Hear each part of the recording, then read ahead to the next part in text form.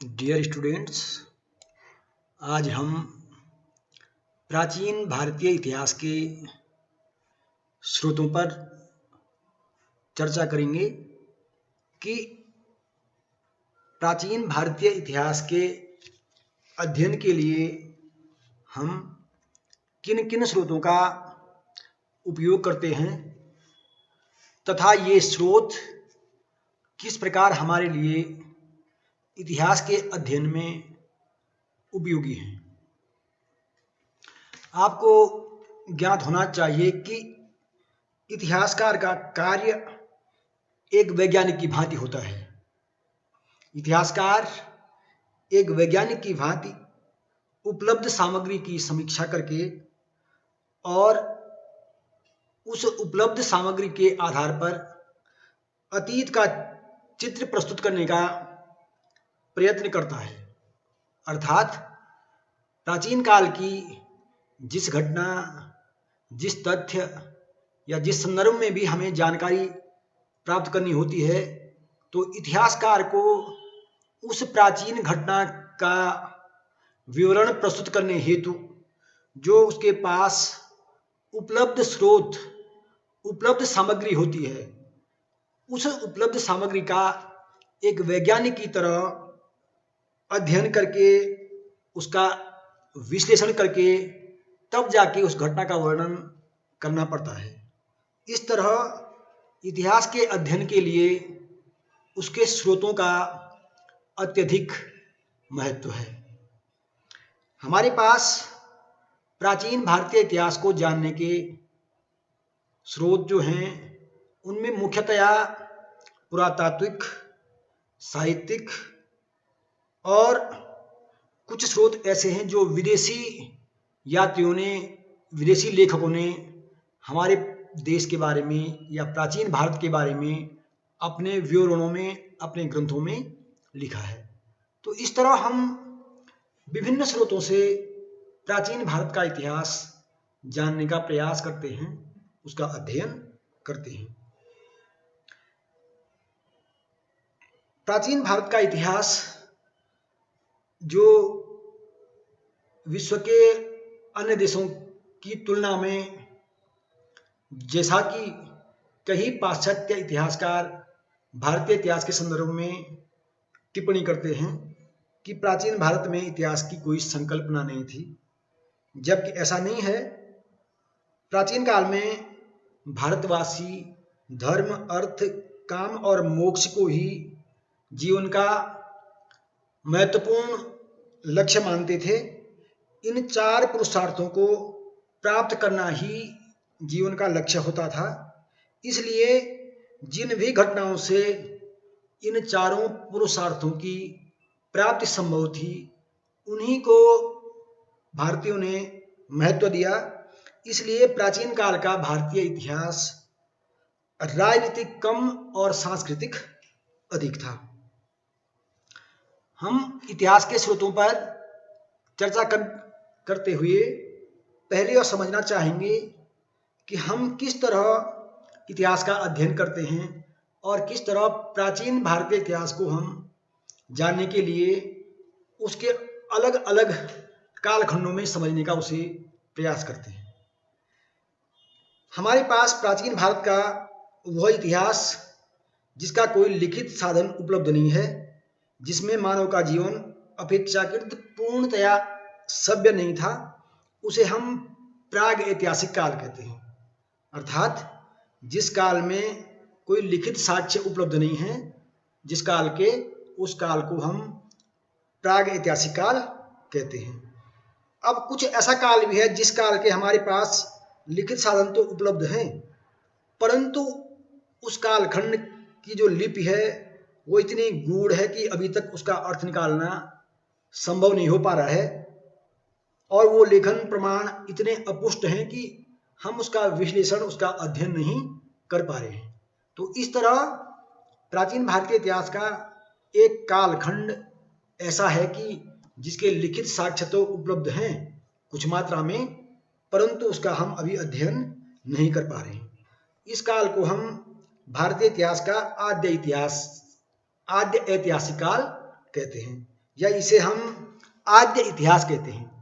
हड़प्पा सभ्यता इसी कालखंड में सम्मिलित है, क्योंकि हड़प्पा सभ्यता के लोगों को लेखन का ज्ञान था।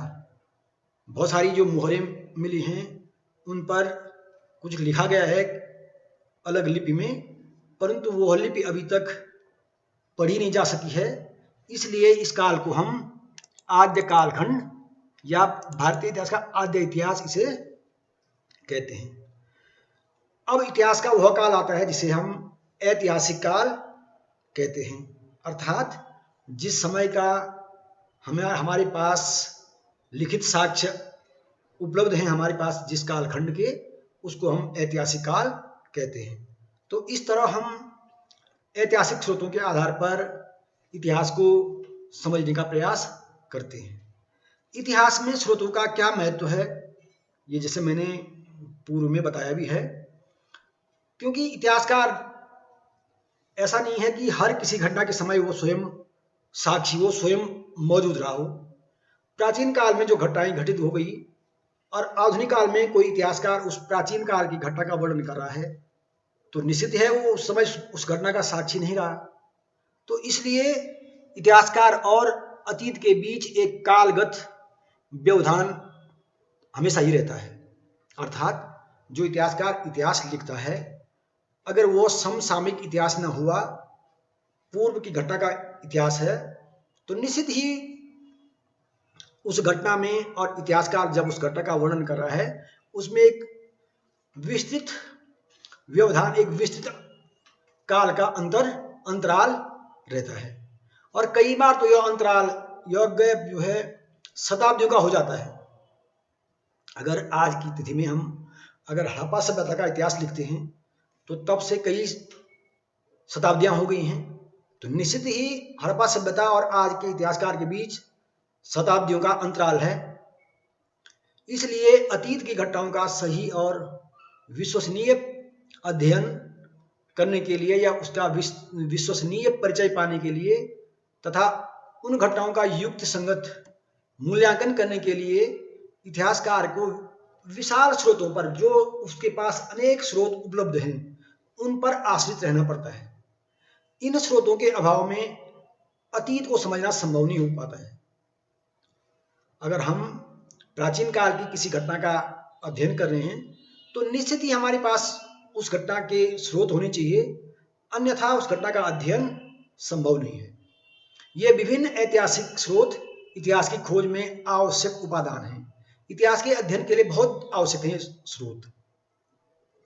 इतिहासकार को अतीत के विषय में जो भी जानकारी प्राप्त करनी पड़ती है, उसके लिए उसको उपलब्ध और जो परीक्षण किए हुए साक्ष्य हैं, उन प्रमाणों का और उन तथ्यों का उल्लेख स्रोतों के आधार पर करना पड़ता है। जो उसके पास उपलब्ध प्रमाण है उसके आधार पर उसको तथ्यों की व्याख्या करनी पड़ती है, और इस तरह वह एक प्रकार से साक्ष्यों और प्रमाणों के आधार पर ही इतिहास लिखता है।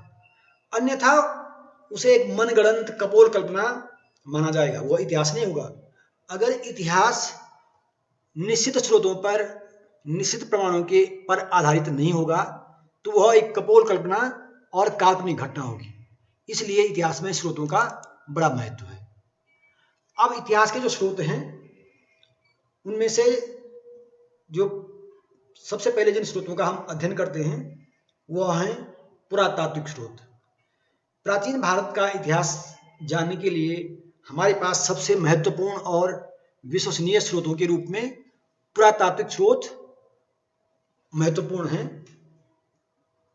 पुरातात्विक स्रोत उन पुरावस्तुओं से संबंधित होते हैं जो कि कहीं प्राचीन काल के जो स्थल हैं उनकी खुदाई में या कहीं प्रकृति के बीच कहीं दबे पड़े मिलते हैं, और वो जब हमें उपलब्ध हो जाते हैं तो उन वस्तुओं को हम पुरातात्विक सामग्री या पुरावस्तुएं कहते हैं। इन पुरावस्तुओं के आधार पर जब हम उन अवशेषों का, उन पुरातात्विक सामग्री का अध्ययन करते हैं तो इससे हमें एक प्रकार से प्रमाणिक सामग्री उपलब्ध हो जाती है और इन पुरातात्विक वस्तु का महत्व बढ़ जाता है। यही पुरातात्विक वस्तुएं हमारे लिए क्या हैं, पुरातात्विक स्रोत हैं। इन पुरातात्विक स्रोतों में जो सबसे महत्वपूर्ण स्रोत हैं वह है अभिलेख, क्योंकि भारतीय इतिहास को जानने का सबसे महत्वपूर्ण साक्ष्य वह भी प्राचीन भारत के संदर्भ में अभिलेख ही हैं।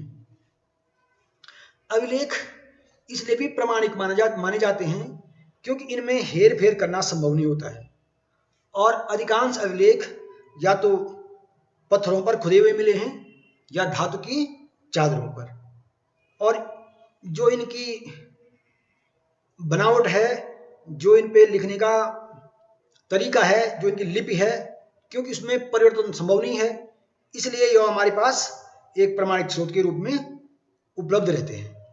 भारत के संदर्भ में जो सबसे प्राचीन अभिलेख उपलब्ध हैं उनमें मौर्यकालीन सम्राट अशोक के अभिलेख सबसे महत्वपूर्ण हैं, क्योंकि मौर्यकाल के बारे में और विशेषकर अशोक के बारे में तभी हमें विस्तृत जानकारी प्राप्त हो सकी जबकि उसके अभिलेखों का अध्ययन संभव हुआ।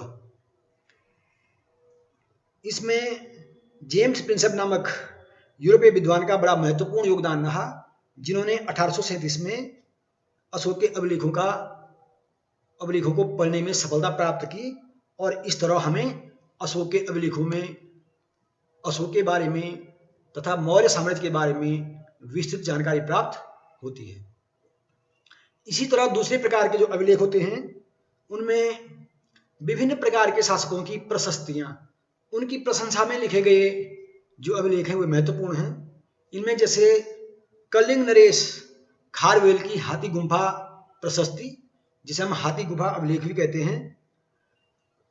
इसी तरह सातवाहन वंशी जो शासक गौतमीपुत्र सातकर्णी हुआ, उस गौतमीपुत्र सातकर्णी की प्रशस्ति। ऐसा ही ऐहोल अभिलेख भोज नरेश की ग्वालियर प्रशस्ति, और सेन वंश के शासक विजय सेन की देवपाड़ा प्रशस्ति, इनमें महत्वपूर्ण प्रशस्तियां हैं जिनसे हमें इनके बारे में विस्तृत जानकारी प्राप्त होती है। ऐसे ही शक शासक रुद्रदामन की जूनागढ़ प्रशस्ति भी महत्वपूर्ण है, जिससे हमें रुद्रदामन के जन कल्याणकारी कार्यों की विस्तृत जानकारी प्राप्त होती है। इसके अतिरिक्त विभिन्न शासकों द्वारा ताम्र पत्रों पर, जो तांबे की धातु है, उसकी चादरों पर, उसकी स्लेटों पर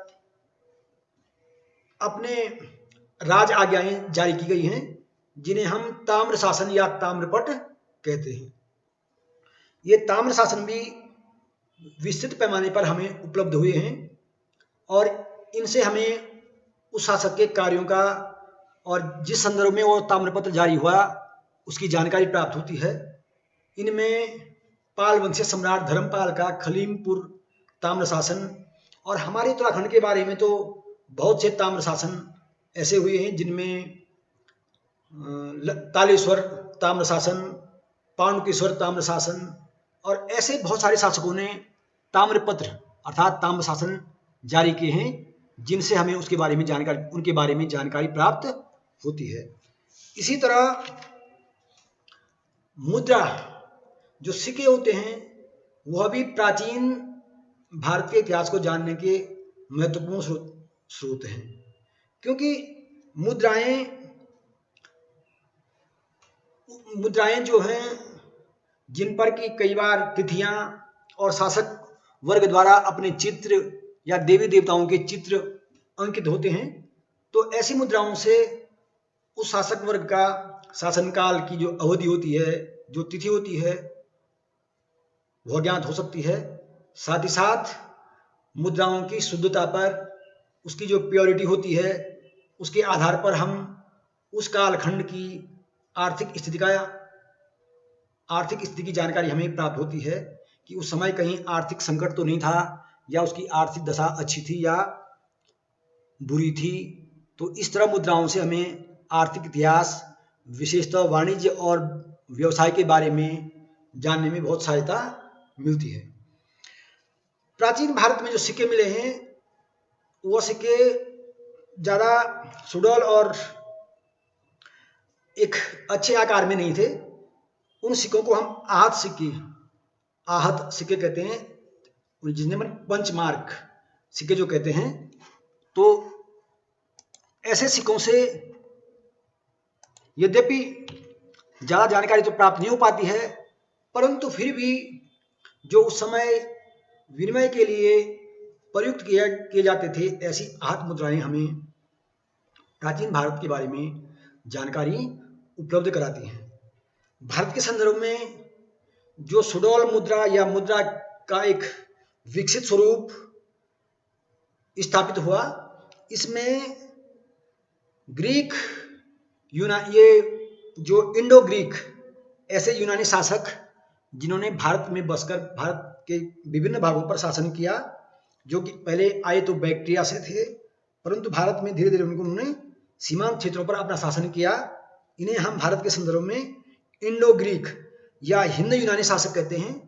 तो भारत में हिंद यूनानी शासकों ने ही विधिवत या हम कह सकते हैं लेखयुक्त सिक्कों का प्रचलन आरंभ किया, और जिससे हमें विभिन्न प्रकार की जानकारियां प्राप्त होती हैं।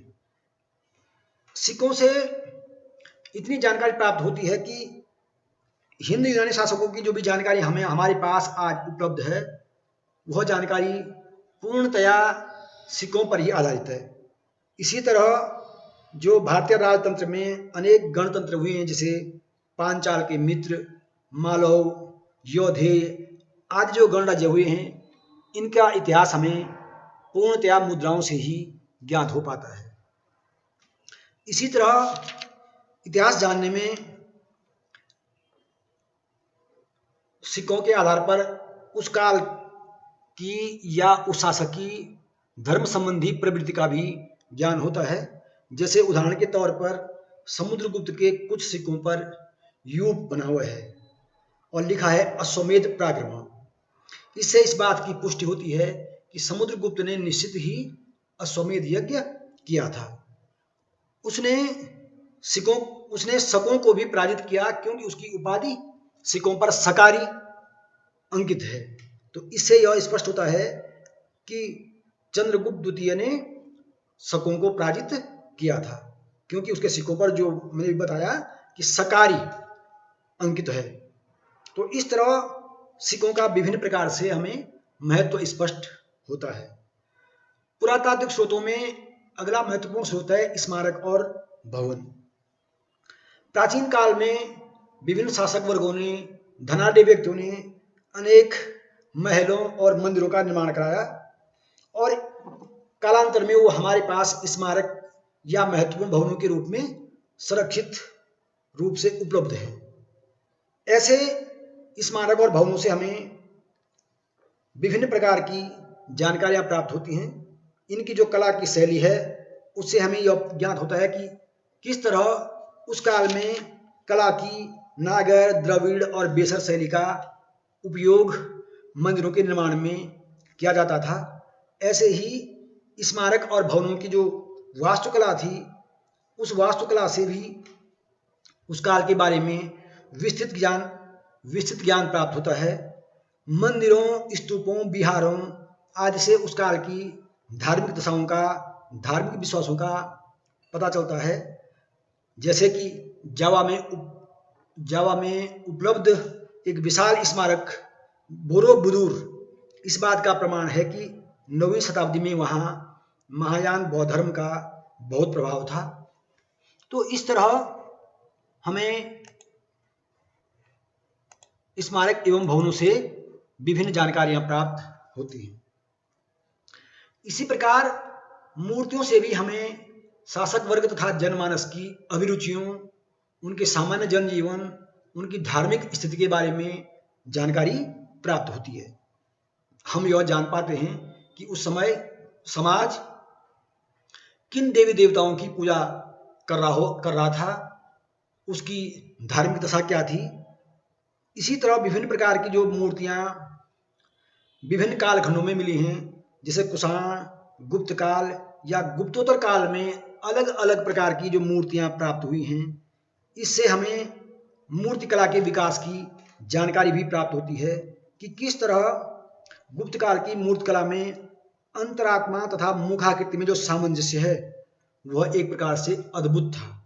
अर्थात मूर्ति के चेहरे पर मनोभाव का चित्रण कला की उन्नति को दर्शाता है और वह यह दिखाता है कि किस तरह कला में निरंतर उन्नति हुई। भारत में ऐसी कई प्रकार की मूर्तियां विभिन्न स्थानों से प्राप्त हुई हैं, जैसे भरहुत, बोधगया, सांची और अमरावती। यहाँ की मूर्ति कला में वहाँ के जनजीवन की, जन सामान्य के जीवन की झांकी एकदम सजीव रूप से चित्रित होती हुई उपलब्ध होती है।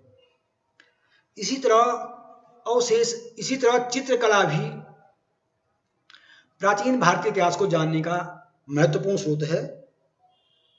जैसे अजंता के जो चित्र हैं और एलोरा के जो चित्र हैं, इन अजंता एलोरा के चित्रों से हमें उस काल की धार्मिक दशा, सामाजिक दशा और चित्रकला की उन्नत स्थिति की जानकारी प्राप्त होती है। चित्रकला में जैसे अजंता में जो चित्र मिले हैं उनमें एक प्रमुख चित्र है माता और शिशु का, और एक जैसे मरणासन राजकुमारी का। ऐसे चित्रों में जो मनोभाव इन चित्रों में दर्शाए गए हैं वो अपने आप में अद्भुत हैं। तो इस तरह ये चित्र उस काल में कला की उन्नति को भी सिद्ध करते हैं और इससे ज्ञात होता है कि उस काल में चित्रकला की उन्नति कितने शिखर तक पहुंच चुकी थी। इसी प्रकार अवशेष भी इतिहास को जानने का एक महत्वपूर्ण स्रोत हैं। जो प्राचीन बस्तियों के उत्खनन से जो अवशेष प्राप्त होते हैं उससे इतिहास की विभिन्न जानकारियां प्राप्त होती हैं। जैसे प्रागैतिहासिक इतिहास की हमें जो जानकारी प्राप्त होती है अधिकांशतः अवशेषों पर ही आधारित है। जैसे हमें ये पाषाणकालीन पत्थर के औजार, हड्डी के औजार, मिट्टी के बर्तन, ये मकानों के खंडर जो उपलब्ध होते हैं, ये अवशेष हमें पाषाणकालीन सभ्यता की जानकारी उपलब्ध कराते हैं। इस तरह भारत में पाषाणकालीन जो स्थल हैं उन स्थलों की जानकारी निश्चित ही अवशेषों पर ही आधारित है।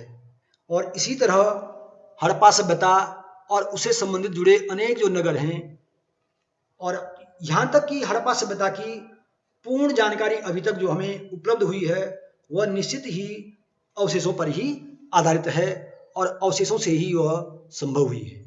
इस तरह हम प्राचीन भारतीय इतिहास के पुरातात्विक स्रोतों के विभिन्न अंगों का अध्ययन करते हैं।